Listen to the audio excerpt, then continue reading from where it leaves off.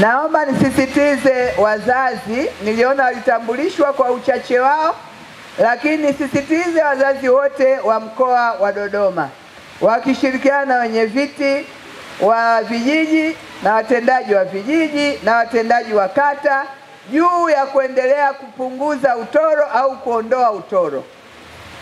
Niwapongeze kwa sababu tuna hatua nzuri sana tumepiga ya kupunguza utoro kwenye mkoa wetu wa Dodoma, ikiwemo wilaya ya Kongwa kwa sababu nayo ilikuwa na utoro mkubwa.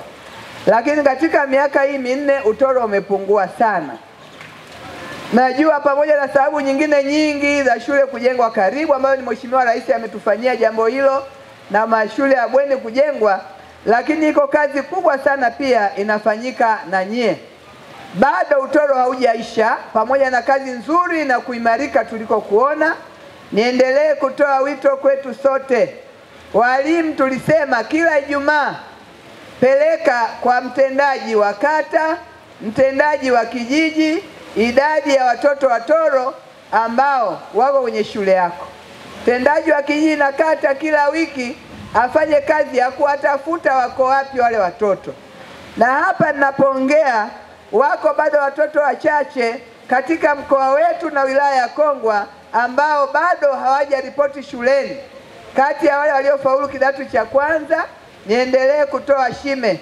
Mwezi wa 3 ni mwezi wa mwisho kwa watoto ambao hawajaripoti shule, twende tukawasake waliko warudi shuleni. Napenda pia nisisitize swala la chakula shuleni. Mheshimiwa mkuu wa wilaya amesema na wengine wote wamesema, lakini niendelee kusisitiza kati ya mambo yaliyochochea ufaulu huu pia ni pamoja na watoto kupata utulivu wa kula shuleni. Najua tumekuwa na utamaduni mzuri. Watoto walio mwaka wa mwisho, darasa la 4, darasa la 7, kidato cha 4 wamekuwa na uhakika wa kula shuleni. Lakini hatutaki kumnenepesha ng'ombe siku ya mnada. Tunatamani watoto wote miaka yote wale shuleni. Kwa hiyo nitoe wito ndugu zangu. Shule zimetusaidia sana, zimekuwa zikilima, tuliweka utaratibu wa elimu ya kujitegemea. Kulima mashamba, walimu niwapongeze sana, mmefanya kazi nzuri. Mwaka jana kila shule ililima mahindi na ulezi na mazao mtama na mazao mengine. Mwaka huu nimeona kutokana na hali ya hewa yako maeneo ambayo mahindi yameyumba kidogo. Sasa wazazi huenda jukumu la chakula pia kama mahindi hayatafika litarudi tena kwetu kama wajibu wetu wa msingi wa kuhakikisha mtoto anakula chakula mchana. Naomba nisisitize hapa, ikifika wakati huo, wazazi nitoe wito, ni wajibu wetu tutimize wajibu huo ili kuendelea kuwatia moyo walimu kwenye jambo zuri walilolianzisha la kufundisha kwa bidii na kuongeza ufaulu kwenye shule zetu, ambayo pia mchango wa chakula unachangia kwa sehemu kubwa.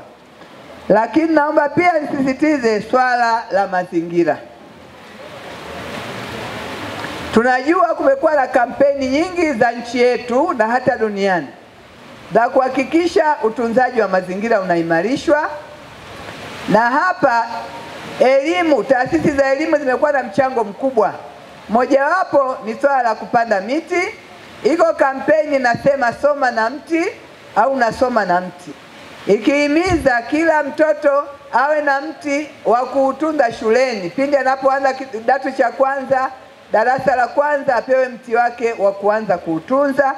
Kazi hiyo pia tumeifanya vizuri, lakini bado nisisitize wale ambao hawajaifanya, shule ambazo zimefanya jambo hili kwa kulegalega, liende sasa lihakikishe utaratibu huu unaimarishwa. Lakini tumeenda kuongeza maarifa zaidi. Tumesema sasa tuende kupanda miti ya matunda. Miti ya matunda itaweza kufanya mambo matatu kwa wakati mmoja. Kwanza, itatunza mazingira, itatoa kivuli, itatoa oksijeni kama ambavyo mti mwingine wote unatoa. Lakini pili, mti wa matunda utakuwa ni lishe. Watoto wale watatumia matunda yale kama chakula. Lakini pia tunajua matunda yakiwa mengi, hata huenda shule ikasema yamekuwa mengi, mengine yawe ni uchumi tuuze, ili tupate fedha kwa ajili ya kununua unga na mchele tupike wali shuleni.